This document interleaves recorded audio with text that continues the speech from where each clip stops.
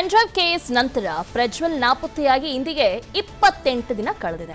ಆದರೆ ಪ್ರಜ್ವಲ್ ಮಾತ್ರ ಪತ್ತೆಯಾಗಿಲ್ಲ. ಪ್ರಜ್ವಲ್ ಎಲ್ಲಿದ್ದಾನೆ, ಯಾವಾಗ ಬರ್ತಾನೆ, ಭಾರತಕ್ಕೆ ಬರೋದೇ ಇಲ್ವಾ ಅನ್ನೋದು ಈಗ ಎಲ್ಲರ ಪಾಲಿಗೆ $1 ಮಿಲಿಯನ್ ಪ್ರಶ್ನೆಯಾಗಿದೆ. ಪ್ರಜ್ವಲ್ ಕಣ್ಣಾ ಮುಚ್ಚಾಲೆ ಆಟದ ಬಗ್ಗೆ ವಿಸ್ತಾರ ನ್ಯೂಸ್ ಕರುನಾಡಿನ ಜನರ ಜೊತೆ ಮಾತನಾಡಿದೆ. ಎಲ್ಲರೂ ಪ್ರಜ್ವಲ್ ವಿರುದ್ಧ ಕೆಂಡಾಮಂಡಲರಾಗಿದ್ದಾರೆ.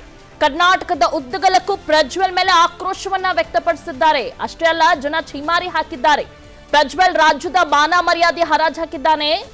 ಕಠಿಣವಾದ ಶಿಕ್ಷೆ ಆಗ್ಲೇಬೇಕು, ಅವನು ಮಾಡಿರೋ ಕೆಲಸಕ್ಕೆ ಬಂಧಿಸಿ ಗಲ್ಲಿಗೆ ಹಾಕಬೇಕು ಅಂತ ಆಕ್ರೋಶ ವ್ಯಕ್ತಪಡಿಸಿದ್ದಾರೆ. ಈಗ ಯಾವುದೋ ಒಂದು ಹೆಣ್ಮಗಳ ವಚಲ ದಾಟಿ ಹೊರಗೆ ಹೋಗ್ಬೇಕಂತಂದ್ರೆ ಭಯ ಪಟ್ಕೊಳ್ತಾಳೆ. ನಮ್ಮ ಪರಿಸ್ಥಿತಿ ಏನಪ್ಪ ಅಂತಂದು ಇವನ ಈ ಪ್ರಜ್ವಲ್ ದೇಶ ಬಿಟ್ಟು ದೇಶಕ್ಕೆ ಓಡೋಗ್ಯಾನ ಇಷ್ಟೆಲ್ಲ ತಪ್ಪು ಮಾಡಿ. ಎಲ್ಲರಿಗೂ ಒಂದು ಕಾನೂನು ಆದರೆ ಇಂಥವ್ರಿಗೂ ಒಂದು ಕಾನೂನು ನಿರ್ಬರ್ಸ್ತಾರ. ಇವನು ಅಂಥ ಪರಿಸ್ಥಿತಿ ಬಂದ್ರೆ ಗಲ್ಲಿಗೆ ಹಾಕ್ಬಿಡ್ರಿ. ಯಾಕಂದ್ರೆ ಜನರಿಗೆ ನ್ಯಾಯ ಸಿಗ್ಲಿ. ಯಾಕಂದ್ರೆ ಎಲ್ಲರಿಗೊಂದು ನ್ಯಾಯ, ಇವ್ರಿಗೊಂದು ನ್ಯಾಯ ಬೇಡ.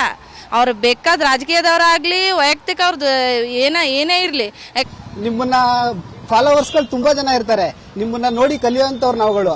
ನೀವು ಈ ತರ ತಲೆ ಪೂಸ್ಕೊಂಡು ಹೋಗೋದು, ತಲೆ ತಗ್ಸೋಂತ ಸಮಾಜದಲ್ಲಿ ಕೆಲಸಗಳು ಮಾಡೋದು, ಇದು ಉತ್ತಮ ಬೆಳವಣಿಗೆ ಅಲ್ಲ ಸಮಾಜಕ್ಕೆ. ಅವ್ರ ಮೇಲೆ ಎಷ್ಟು ಇವಾಗ ಎಲ್ಲ ರಾಷ್ಟ್ರಗಳಿಗೆಲ್ಲ ಆಲ್ರೆಡಿ ಇನ್ಸ್ಟ್ರಕ್ಷನ್ಸ್ ಕೊಟ್ಟಿದ್ದಾರೆ. ಎಲ್ಲಿದ್ದಾರೇನೋ ಗೊತ್ತಿಲ್ಲ. ಅವ್ರು ಬರ್ತಾರೆ, ಇಲ್ಲ ದೇವೇಗೌಡರು ಪತ್ರ ಬರೆದಿದ್ದಾರೆ ಬರಬೇಕು ಖಡಕ್ಕಾಗಿ ಅಂತ. ಅವರಿಗೆ ಬೆಲೆ ಕೊಟ್ಟು ರೆಸ್ಪೆಕ್ಟ್ ಕೊಟ್ಟು ಬರ್ತಾರೆ ಅಂದ್ರೆ ಬರ್ತಾರೆ, ಇಲ್ಲ ಅಂದ್ರೆ 8 ದಿನ ಆಯ್ತು ದೇಶ ಬಿಟ್ಟು ಹೋಗಿ, ಇನ್ನೂ ಕೂಡ ಬಂದಿಲ್ಲ. ಅದೇ ಮಾಡಿರೋ ತಪ್ಪಿಗೆ ಅನುಭವಿಸ್ತಾ ಇದಾರಲ್ಲ, ಇನ್ನು ಏನ್ ಮಾಡೋದು, ಇನ್ನು ಶಿಕ್ಷೆ ಅನುಭವಿಸ್ಬೇಕು ಅವರು. ಮೇಡಮ್ ನಮಸ್ತೆ. ಪ್ರಜ್ವಲ್ ರೇವಣ್ಣ ಕೇಸ್ ನ ನೀವು ಟಿವಿಯಲ್ಲಿ ನೋಡಿರ್ತೀರಾ. ಸುಮಾರು 28 ದಿನ ಆಯ್ತು ದೇಶ ಬಿಟ್ಟು ಹೋಗಿ, ಇನ್ನೂ ಕೂಡ ಬಂದಿಲ್ಲ. ಏನ್ ಹೇಳ್ತೀರಿ? ಮೊದ್ಲೇಬೇಕು, ನನ್ ಮಗ ಸರೆಂಡರ್ ಆಗ್ಬೇಕು. ಹೌದು, ನಾವೇನ್ ಹೇಳ್ತೀರಿ ಅಂದ್ರೆ ಅವನಿಂದಾನೇ ಸ್ವಲ್ಪ ಎಲ್ಲರಿಗೂ ಕಷ್ಟ ಆಗ್ತಾ ಇದೆ. ಅವ್ನ್ ಬಂದ್ ಅಷ್ಟೇ ಅಲ್ಲ, ಪೆನ್ಡ್ರೈವ್ ಪ್ರಜ್ವಲ್ಗೆ ವಿಸ್ತಾರ ನ್ಯೂಸ್ ಕೂಡ ಬಹಿರಂಗ ಪತ್ರವನ್ನ ನಾವು ಅವ್ರಿಗೆ ಬರೆದಿದ್ದೇವೆ. ನಿಮ್ಮ ಪೆನ್ಡ್ರೈವ್ ಕೇಸ್ನಿಂದ ನಿಮ್ಮ ಕುಟುಂಬ, ರಾಜ್ಯದ ಜನ ತಲೆ ತಗ್ಗಿಸುವಂತಾಗಿದೆ. ಹಿರಿಯ ಜೀವ ಎಚ್ ಡಿ ದೇವೇಗೌಡರು ಕೊರಗುವಂತಾಗಿದೆ. ತಪ್ಪು ಮಾಡಿಲ್ಲ ಅನ್ನೋದಾದ್ರೆ ತಲೆ ಮರೆಸಿಕೊಂಡಿದೆ ಏಕೆ ನೀವು? ಆರೋಪಗಳು ಕಪೋಲ ಕಲ್ಪಿತ, ಎದುರಾಳಿಗಳ ಕುತಂತ್ರ ಅನ್ನೋದಾದ್ರೆ ಬನ್ನಿ ಎಲ್ಲವನ್ನು ಕಾನೂನು ಮೂಲಕವೇ ಎದುರಿಸಿ. ಪ್ರಜ್ವಲ್ ರೇವಣ್ಣರಿಗೊಂದು ಬಹಿರಂಗ ಪತ್ರ. ಮಿಸ್ಟರ್ ಪ್ರಜ್ವಲ್, ನಿಮ್ಮನ್ನ ಇವತ್ತು ಓರ್ವ ಸಂಸದ ಅಂತ ಕರೆಯೋದಕ್ಕೆ ನಿಜಕ್ಕೂ ಅಸಹ್ಯವೆನಿಸ್ತಾ ಇದೆ. ಅಮೂಲ್ಯ ಮತ ಹಾಕಿ ನಿಮ್ಮನ್ನ ಗೆಲ್ಲಿಸಿದ ಸಮಸ್ತ ಹಾಸನದ ಜನತೆ ಇಂದು ಪಾಪ ಪ್ರಜ್ಞೆಯಲ್ಲಿ ಮುಳುಗಿ ಹೋಗಿದ್ದಾರೆ. ಯಾಕಂದ್ರೆ ಪ್ರಜಾಸತ್ತಾತ್ಮಕವಾದ ನಿಮ್ಮ ಹುದ್ದೆಗೆ ನಯಾ ಪೈಸೆ ಕಿಮ್ಮತ್ತಿಲ್ಲದ ಹಾಗೆ ನಡೆದುಕೊಂಡವರು ನೀವು. ಚಿಕ್ಕ ವಯಸ್ಸಿಗೆ ಸಂಸತ್ ಪ್ರವೇಶಿಸಿದ್ದ ನೀವು ಯುವ ಪೀಳಿಗೆಗೆ ಆದರ್ಶವಾಗಿ ನಿಲ್ಲಬೇಕಿತ್ತು. ಆದರೆ ಇಂದು ನಿಮ್ಮ ಹೆಸರನ್ನು ಅವರ ಮಕ್ಕಳಿಗೆ ಇಡೋಕೆ ನಾಡಿನ ಪೋಷಕರು ಹಿಂದೇಟು ಹಾಕುವ ಸನ್ನಿವೇಶ ಸೃಷ್ಟಿಸಿಕೊಂಡು ಬಿಟ್ಟಿದ್ದೀರಿ. ಸಮಸ್ತ ಕರುನಾಡೆ ಹೆಮ್ಮೆ ಪಡುವಂಥ ಕುಟುಂಬದ ಕುಡಿಯಾದ ನೀವು ಇವತ್ತು ಖಳನಾಯಕನ ಜಾಗದಲ್ಲಿ ನಿಂತಿದ್ದೀರಿ. ಒಂದಂತೂ ಸತ್ಯ, ಸಮಸ್ತ ಕರುನಾಡೆ ಗರ್ವದಿಂದ ಬೀಗುವಂತೆ ಪ್ರಧಾನಿ ಹುದ್ದೆಗೇರಿದವರು ನಿಮ್ಮ ತಾತ. ಮರೆಯದಿರಿ, ಅವರಿಗೀಗ ಬರೋಬ್ಬರಿ 92 ವರ್ಷ ವಯಸ್ಸು. ಅವರ ಸಂಧ್ಯಾ ಕಾಲದಲ್ಲಿ ನಿಜಕ್ಕೂ ನಗುನಗುತ್ತಾ ಇರಬೇಕಿದ್ದ ಜೀವ ಇಂದು ನೋವನ್ನ ಹೇಳಿಕೊಳ್ಳಲಾಗದೆ, ಹೊರಗೂ ಹಾಕಲಾರದೆ ಮೂಕ ರೋದನದಲ್ಲಿದೆ. ಒಂದೇ ಒಂದು ಕ್ಷಣಕ್ಕೂ ನಿಮ್ಮ ಮನಸ್ಸಿಗೆ ಅಂದು ಅವರ ನೆನಪಾಗ್ಲಿಲ್ವಾ? ನಿಮ್ಮ ವಿರುದ್ಧದ ಆರೋಪಗಳು ಎಂಥ ಪ್ರಜ್ಞಾವಂತ ಸಮಾಜವೇ ಆಗಿದ್ರು ಕ್ಯಾಕರಿಸಿ ಮುಖಕ್ಕೆ ಉಗಿಯೋ ಥರದ್ದೇರಿ. ಹೋಗ್ಲಿ, ನೀವು ತಪ್ಪೇ ಮಾಡಿಲ್ಲ ಅನ್ನೋದಾದ್ರೆ 28 ದಿನಗಳಿಂದ ನೀವು ತಲೆ ಮರೆಸಿಕೊಂಡಿರೋದು ಯಾಕೆ? ಅಂದು ಹೇಡಿಯಂತೆ ಕಾರ್ಗತ್ತಲಲ್ಲಿ ಓಡ್ ಹೋಗಿದ್ಯಾಕೆ? ಓಡ್ ಹೋಗ್ಬಿಟ್ರೆ ಮಾಡಿದ ತಪ್ಪು ಮುಚ್ಚೋಗ್ಬಿಡುತ್ತಾ? ಹಾಗಂತ ನೀವೇನು ಒಲಿಂಪಿಕ್ಸ್ ನಂತ ಕ್ರೀಡೆಯಲ್ಲಿ ಚಿನ್ನದ ಪದಕ ಗೆದ್ದ ಪರಮ ವೀರ್ರ? ನಿಮಗಾಗಿ ಹಗಲು ರಾತ್ರಿ ಕಣ್ಣಿಗೆ ಎಣ್ಣೆ ಬಿಟ್ಕೊಂಡು ದಕ್ಷ ಅಧಿಕಾರಿಗಳ SIT ತಂಡ ಮನೆ ಮಠ ಬಿಟ್ಟು ಏರ್ಪೋರ್ಟ್ನಲ್ಲಿ ನಿಮಗೋಸ್ಕರ ಕಾಯ್ಬೇಕಾ?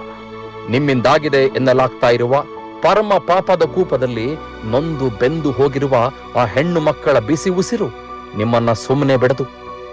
ಆ ಅಸಹಾಯಕ ಜೀವಗಳಿಗೆ ನಿಜಕ್ಕೂ ನ್ಯಾಯ ಸಿಗಲೇಬೇಕು. ಇದು ಸಮಸ್ತ ಕರುನಾಡಿನ ಒಕ್ಕೊರಲ ಆಗ್ರಹ. ನೆನಪಿರ್ಲಿ, ನೀವು ಇಂದು ಸಂಸದನಾಗಿ ನಿಲ್ಲುವಲ್ಲಿ ನಿಮ್ಮ ಕುಟುಂಬಕ್ಕಿರುವ ಆ ವರ್ಚಸ್ಸಿನ ಪಾಲೆ ಹೆಚ್ಚು. ಈ ರಾಜ್ಯದ ಮುಖ್ಯಮಂತ್ರಿಯಾಗಿ ದುಡಿದ ನಿಮ್ಮ ಚಿಕ್ಕಪ್ಪ ಇಂದು ಬಹಿರಂಗವಾಗಿ ಎಲ್ಲಿದ್ರು ಬಾರಪ್ಪ ಅನ್ನುವಂಥ ನಿಸ್ಸಹಾಯಕ ಸ್ಥಿತಿಯನ್ನ ನಿರ್ಮಿಸಿದವರು ನೀವೇ. ನಿಮ್ಮನ್ನ ಎತ್ತಿ ಮುದ್ದಾಡಿ ಭವ್ಯ ಭವಿಷ್ಯದ ಕನಸನ್ನ ಕನವರಿಸಿದ್ದ ನಿಮ್ಮ ತಂದೆ ನಿಮ್ಮಿಂದಾಗಿ ಜೈಲಿನ ಕತ್ತಲ ಕೋಣೆಯಲ್ಲಿ ಒಬ್ರೇ ಕೂತು ರೋಧಿಸಿದ್ದು ನಿಮಗೆ ಗೊತ್ತಿಲ್ವಾ? ನಿಜಕ್ಕೂ ನಿಮ್ಮೊಳಗೊಬ್ಬ ಮಾನವೀಯ ಜೀವಿ ಇಲ್ವಾ? ಹೃದಯ ಅನ್ನೋದೇ ಕಲ್ಲು ಬಂಡೆ ಆಗಿದೆಯಾ? ಪಾಪ ಪ್ರಜ್ಞೆ ನಿಮ್ಮನ್ನ ಇನ್ನಿಲ್ಲದಂತೆ ಕಾಡ್ತಾ ಇಲ್ವಾ? ನಿಮ್ಮ ತಾಯಿಯ ಮುಖದಲ್ಲಿದ್ದ ನಗು ನಿಮ್ಮಿಂದಾಗಿ ಬಾಡಿ ಹೋಗಿರುವ ಸತ್ಯದ ಅರಿವು ನಿಮಗಿಲ್ವಾ? ನಿಮ್ಮ ಸಹೋದರ 4 ಜನರ ಮುಂದೆ ಮುಖ ಎತ್ತಿ ಮಾತನಾಡದಂಥ ಪರಿಸ್ಥಿತಿಯನ್ನ ನಿರ್ಮಿಸಿದ್ದು ನೀವೇ ಅಲ್ವಾ? ಅದೇನೇ ಇರಲಿ, ಇವತ್ತು ನೀವು ಜರ್ಮನಿಯಲ್ಲಿದ್ದೀರೋ ಇಲ್ಲ ಮತ್ತಿನ್ನೆಲ್ಲೋ ಪುಕ್ಕಲನಂತೆ ಅಡಗಿ ಕುಳಿತಿದ್ದೀರೋ ಅದು ನಿಮಗೆ ಗೊತ್ತು. ಒಂದೇ ಒಂದು ಪ್ರಶ್ನೆ, ನೀವು ದೇಶ ಬಿಟ್ಟು ಓಡ್ ಹೋಗಿದ್ದಾದ್ರೂ ಯಾಕೆ? ತಪ್ಪೆ ಮಾಡಿದ್ದೀರೋ ಇಲ್ವೋ ಅನ್ನೋದನ್ನ ನಿಮ್ಮ ಮನಸ್ಸಾಕ್ಷಿಯನ್ನೇ ಪ್ರಶ್ನಿಸಿಕೊಂಡು ಬಿಡಿ. ನಿಮ್ಮ ವಿರುದ್ಧದ ಆರೋಪಗಳೆಲ್ಲ ಕಪೋಲ ಕಲ್ಪಿತ, ಎದುರಾಳಿಗಳ ಕುತಂತ್ರ, ಷಡ್ಯಂತ್ರವೇ ಅಂತ ಭಾವಿಸಿದ್ರೆ ನೀವು ಯಾಕೆ 28 ದಿನದಿಂದ ಕದ್ದು ಓಡ್ತಾ ಇದ್ದೀರಿ? ಭಾರತಕ್ಕೆ ಬಂದ್ರೆ ನಿಮ್ಮ ಮೇಲೆ ಕೇಸ್ ಹಾಕ್ತಾರೆ ಅಂತ ಭಯನ? ಪೊಲೀಸರು ವಿಚಾರಣೆಯ ಹೆಸರಲ್ಲಿ ಟಾರ್ಚರ್ ಕೊಡ್ತಾರೆ ಅಂತ ದಿಗಿಲ? ಜೈಲಿಗೆ ಹಾಕ್ಬಿಡ್ತಾರೆ ಅಂತ ಕೈಕಾಲು ತಣ್ಣಗಾಗ್ತಾ ಇದೆಯಾ? ಹಾಗಿದ್ರೆ ಒಂದು ಕೆಲಸ ಮಾಡಿ, ಕೋರ್ಟ್ ಮುಂದೆ ಬಂದು ಶರಣಾಗಿ. ಒಂದಲ್ಲ ಎರಡಲ್ಲ, ಅದೆಷ್ಟು ಜನರು ನಿಮ್ಮಿಂದ ಇಂದು ಕಣ್ಣೀರು ಸುರಿಸ್ತಾ ಇದ್ದಾರೋ ಗೊತ್ತಿಲ್ಲ. ಅದೆಷ್ಟು ತಾಯಂದಿರು ನಿಮಗೆ ಹಿಡಿಶಾಪ ಹಾಕಿದ್ದಾರೋ ತಿಳಿದಿಲ್ಲ. ಸಮಸ್ತ ಹಾಸನವೇ ಇವತ್ತು ತಲೆ ತಗ್ಗಿಸಿ ನಿಂತಿದೆ ಅಂದ್ರೆ ಅದು ನಿಮ್ಮಿಂದಲೇ ಅನ್ನೋದನ್ನ ಮಾತ್ರ ಮರೆಯದಿರಿ. ಈ ಮಣ್ಣಿನ ಕಾನೂನು ನೊಂದವರಿಗೆ ನ್ಯಾಯದಾನ ಮಾಡಿಯೇ ತೀರುತ್ತೆ. ಅದೆಷ್ಟು ದಿನ ಅದೆಲ್ಲೇ ನೀವು ತಲೆಮರೆಸಿಕೊಂಡು ಸುತ್ತಿದ್ರೂ ಪ್ರತಿ ಆರಂಭಕ್ಕೂ ಅಂತ್ಯವಿರುತ್ತೆ. ಪಾಪದ ಕೊಡ ತುಂಬಿ ಬಂದಾಗ ಅದೆಂಥವನೇ ಆದರೂ ತಲೆ ಬಾಗಲೇಬೇಕು. ಸಮಸ್ತ ಕರುನಾಡಿನ ಜನರ ಪರವಾಗಿ ವಿಸ್ತಾರ ನ್ಯೂಸ್ ತಂಡ. ಅನುಕ್ಷಣದ ಸುದ್ದಿಗಳಿಗಾಗಿ ವಿಸ್ತಾರ ನ್ಯೂಸ್ ಯೂಟ್ಯೂಬ್ ಚಾನೆಲ್ ಸಬ್ಸ್ಕ್ರೈಬ್ ಮಾಡಿ. ಹೊಸ ಸುದ್ದಿಗಳ ನೋಟಿಫಿಕೇಶನ್ಗಾಗಿ ಬೆಲ್ ಐಕಾನ್ ಕ್ಲಿಕ್ ಮಾಡಿ. ಲೇಟೆಸ್ಟ್ ಅಪ್ಡೇಟ್ಸ್ಗಾಗಿ www.vistaranews.com ವೆಬ್ಸೈಟ್ಗೆ ವಿಸಿಟ್ ಮಾಡಿ. ಅಂಗೈಯಲ್ಲೇ ಜಗತ್ತಿನ ಸುದ್ದಿ ತಿಳಿಯಲು ವಿಸ್ತಾರ ನ್ಯೂಸ್ ಕನ್ನಡ ಆಪ್ ಡೌನ್ಲೋಡ್ ಮಾಡಿ.